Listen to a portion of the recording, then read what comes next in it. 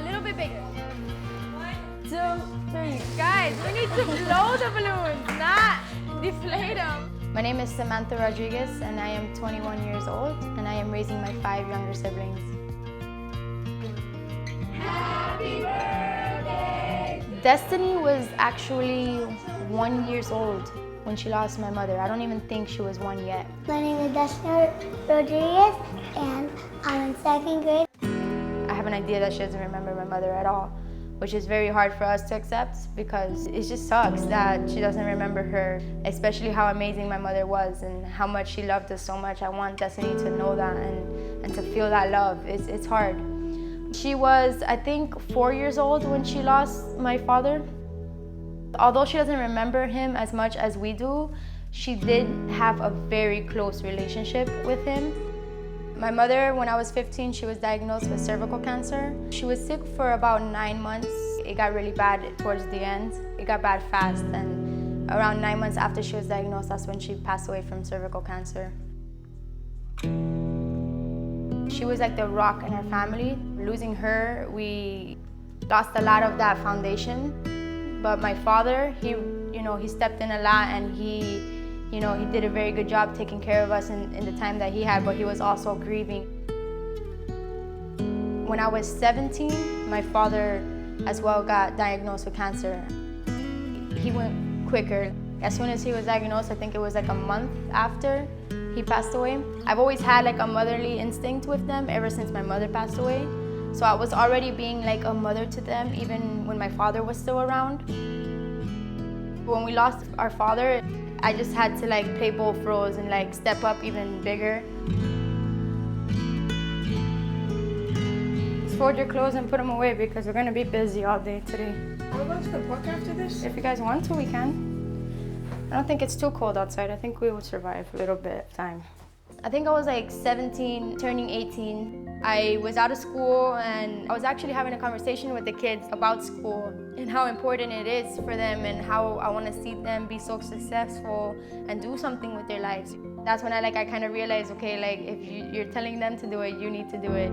I was the oldest one in my class to graduate, like the oldest one there, and it was a little embarrassing just to like be that old and still in high school, but it really showed me a lot of, like maturity, I guess. It shows me like, even though sometimes school is hard, it shows me that even if you mess up or just keep going, you can end up like in a better position. I work part-time and I go to school part-time and I take care of the kids full-time, so it's a lot to handle. But I guess keeping everything organized and having an organized schedule is what really keeps me going. I know. I would wake up in the morning at 6 o'clock. The big kids, the 2 teenage girls, they would take the bus to high school, maybe grab a quick snack or something, while I make breakfast for the 3 youngest ones, get them ready. They'll eat breakfast first and then they'll brush their teeth, get ready for school. I'll drop them off at the school, which is like a block away, it's not too far.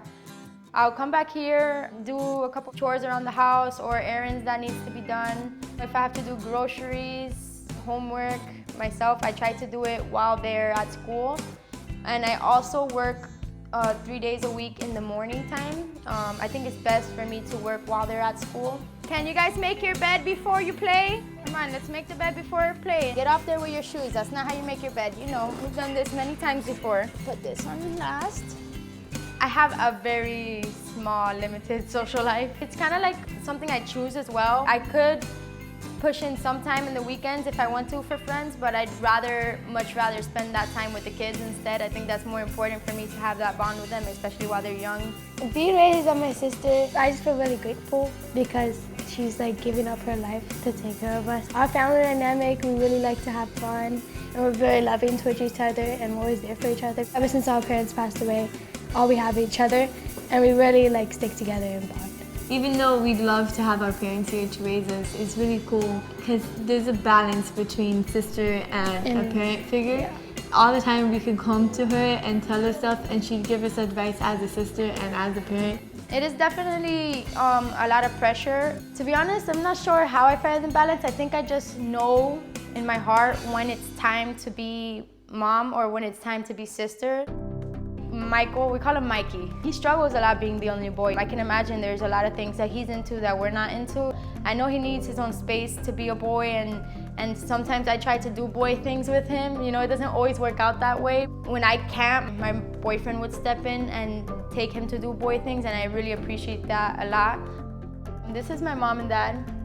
This is Lisa and Alex. Yeah, they're everything to us. They have them here again, here, there, and here. This is when we were babies, and our parents are all around this collage. I think it's amazing. This is my mom here, Lisa Smith. We have a lot of her pictures here, and we like to have her big, you know, a reminder of what we're working towards. This is our family. Our family is a mix of chaos and love, and that is like the truth, you know. This is our kitchen where we do most of our cooking and family time, I would say. This is our living room. We also do family time here, watch TV together. This is Bella. No, I'm just kidding. This is the hallway. This is our one bathroom that we all share, except for my grandma. My grandma has her own bathroom. We give her her space because she's old. But yeah, this is our bathroom. So, you know, 6 people here, it can be pretty tight. Too much going on in this bathroom, especially with mostly girls in this house. It can be pretty hectic in there. We just try to do our best to, you know, take turns and clean up after ourselves so that there's not too much hectic mess. We're used to sharing. Since we're a big family, we've always been in like tight spaces. We're used to sharing, so it's nothing new to us. But I would love to give them their own space. This is where we keep our parents. We have their urns and their pictures, and we come here to pray and just to talk to them when we feel like we need them. We love to have them out in the open for everyone to see, and it's nice.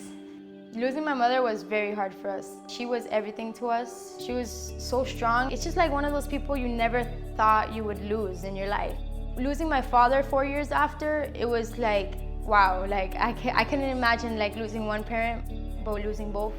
It was very tough on us. That's when we really started feeling, what is life, you know? Like, well, how is this happening? Like, how can we lose the most 2 important people in our life? It was very hard for me to like keep my strength in front of them. I never wanted to see, like, let them see like the sadness in me, because I wanted to be strong for them. If they see me freaking out, I knew they were gonna freak out, you know? So I had to be very strong. Me and the kids, we're always talking about our parents. Anytime we have downtime and we're just hanging out in the living room on the sofa, we're always talking about our parents, and that's why we like to keep a lot of pictures around and just always keep thinking about them. My mom, she was so beautiful and just so uplifting. She was very positive and always wanting to help others. That's something I think I got from her. My father, he was a jokester. He liked to laugh a lot and mess with us a lot. He was more of like a cool dad, you know, like very fun, and I think he would just joke with us a lot. I was 6 when my mom passed away, so I have like memory, but a very short memory of her. I know she was an amazing mother to us, and I do see where Sam gets her strength from doing all of this. I have a lot of good memories of my mom and dad. My mom was always there for me, and she always taught me how to be like strong, and she would always call me like a little warrior. And my dad, I was my dad's favorite, not to brag. I was his favorite. Like, he used to call me his little cookie. I had a very strong bond with him. We would stay up all night listening to music. My mom was basically like my best friend. She taught me so many things, how to cook. She never let us follow directions on like boxes or anything. She always told us never follow any directions on cooking, because there's always a way to make it better than the box. I got a lot of my cooking skills from her. I think me and Samantha both did. A lot of people think we're always sad all the time, and they like to gravitate toward the sadness, but we are really like so happy. We have so much, and although we did lose a lot, and during those times we were very sad and very impacted by those situations, it brought us together stronger and better. I feel like a whole bunch of love and gratitude came from those experiences. Our whole life isn't always sad. Obviously, there's still times where we cry about stuff, we remember feelings that we used to have with our parents or memories. But for the most part, we're very happy kids, and we do most things that kids do. It's not always gloomy. Strong family. We help each other. Little family. No, just We're all just so connected, between like love and strength, and we all have each other's back. Even with everything that we have gone through, we know how to stay humble and be grateful for what we do have, because there are many people in this world that go through so much and have a lot less than what we have.